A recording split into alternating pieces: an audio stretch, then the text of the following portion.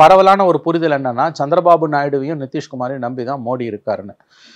அது எந்த அளவுக்கு உண்மையோ அதை விட அதிகமான உண்மை மோடியை நம்பி தான் நிதிஷ்குமாரும் சந்திரபாபு நாயுடுவும் இருக்காங்க. உதாரணத்துக்கு நிதிஷ்குமார் எடுத்திங்கன்னா, பீகார் சட்டப்பேரவையில் பாஜக எம்எல்ஏக்களோட எண்ணிக்கை 78, நிதிஷ்குமாரோட எண்ணிக்கை 42.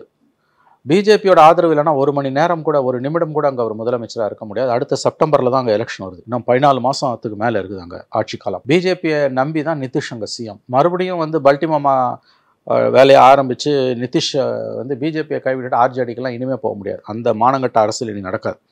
அந்த காலம் மலையேறிடுச்சு. பார்லிமெண்ட் மைய மண்டபத்தில் அரசியலில் தன்னை விட ஜூனியரான நரேந்திர மோடி காலில் விழுறாரு நிதிஷ்குமார்.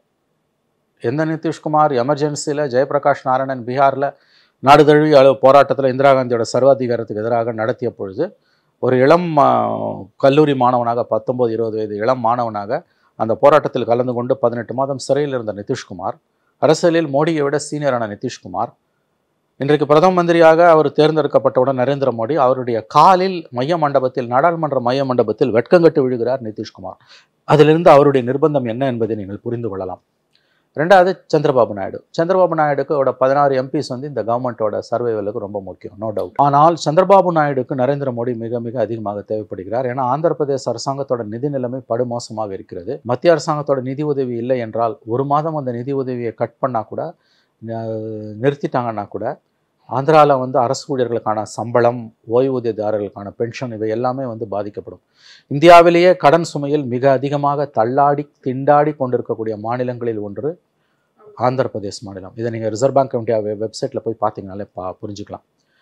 ஆந்திராவுக்கு ஸ்பெஷல் ஸ்டேட்டஸ் பேக்கேஜ் கேட்குறாரு. அமராவதி நகரத்தை தலைநகராக உருவாக்குறதுக்கு சில லட்சம் கோடி அவருக்கு தேவைப்படுது.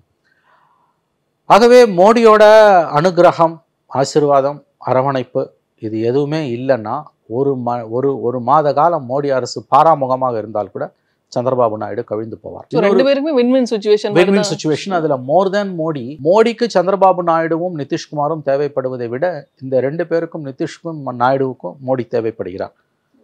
இன்னொரு விஷயம், மோடி என்ன பண்ண ஆரம்பிச்சிருக்காருன்னா, சந்திரபாபு நாயுடுவோட 16 பேர் இருக்கும்போதே அங்கே இருக்கக்கூடிய ஜெகன் ரெட்டியோட 4 மக்களவை எம்பிக்களையும் ஆதரவை திரட்ட ஆரம்பிச்சிருக்காரு.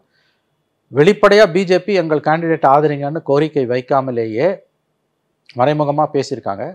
ஜெகன் ரெட்டி வந்து 4 எம்பிஸும் நேற்று ஸ்பீக்கர் எலெக்ஷனில் ஓம் பிர்லாவுக்கு தான் ஆதரவு தெரிவிச்சிருக்காங்க. இது தெலுங்கு தேசத்தை கோபத்தில் ஆழ்த்திருக்கு. அவங்க கேட்டு நீங்கள் ஆதரவு கொடுத்தாங்களா, இல்லை நீங்களா போய் கொடுத்தீங்களா, இந்த பேச்செல்லாம் வர ஆரம்பிச்சிருக்கு. ஆகவே நாயுடுவை நம்பியும் தான் இல்லைன்றதை மோடி வந்து நிரூபிக்க பார்க்குறார். பவன் கல்யாண்னா சந்திரபாபு நாயுடுக்கு எதிராக திருப்ப பார்க்கிறார்.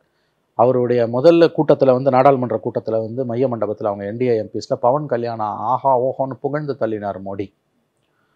அது என்னன்றது நாயுடுக்கு தெரிஞ்சு போச்சு. அதனால தான் நான் தனி மெஜாரிட்டி இருந்தாலும் பவன் கல்யாணம் டெபுட்டி சிஎம் ஆக்குனது ஆந்திர பிரதேசத்தில். மோடியோட சித்து விளையாட்டுகள் நாயுடுக்கு தெரியும் என்பதைத்தான் நமக்கு உணர்த்தி கொண்டிருக்கின்றன.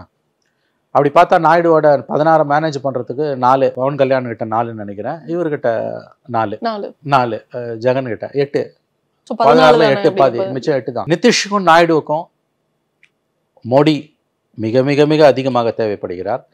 இந்த கால்குலேஷன் எல்லாம் வச்சு தான் மோடி டே 1லேருந்தே இந்த ஆட்சி 2019-24 எப்படி இருந்ததோ அதே மாதிரி தான் இருக்குது. எனக்கு தனி மெஜாரிட்டி இல்லைன்றதுனால நான் திருந்திட்டான் அப்படிலாம் நீங்கள் நினைக்காதீங்கன்றதை தான் மோடி வந்து திரும்ப திரும்ப நமக்கு உணர்த்தி கொண்டிருக்கிறார்.